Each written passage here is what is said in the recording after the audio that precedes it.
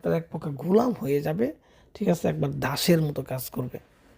এটা যদি কোনো মেয়ে করেন কোনো ছেলের জন্য, সেই ছেলে আপনার প্রেমের দিওয়ানা হয়ে যাবে, আপনার গোলামের মতো হয়ে যাবে, আপনি যা বলবেন তাই শুনবে, আপনার কোথায় উঠবো আপনার কোথায় বসবে, ঠিক আছে। তো কোনো ছেলে যদি কোনো মেয়ের জন্য করেন, দেখবেন সেই মেয়ে মানে আপনার দাসীর মতো হয়ে যাবে, এক কথায় দাসী, আপনি যা হুকুম করবেন তাই পালন করতে বাধ্য হবে।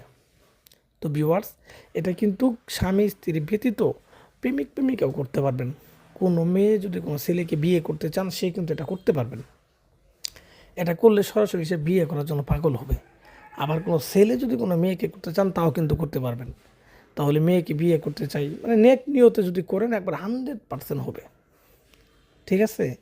এটা করার জন্য আপনাকে কোনো জায়গায় যাইতে হবে না, শ্মশানে যাইতে হবে না, কবরস্থানে যাইতে হবে না, কোনো জায়গায় যেতে হবে না, নিজের ঘরে বসেই কিন্তু আপনি এটা করতে পারবেন।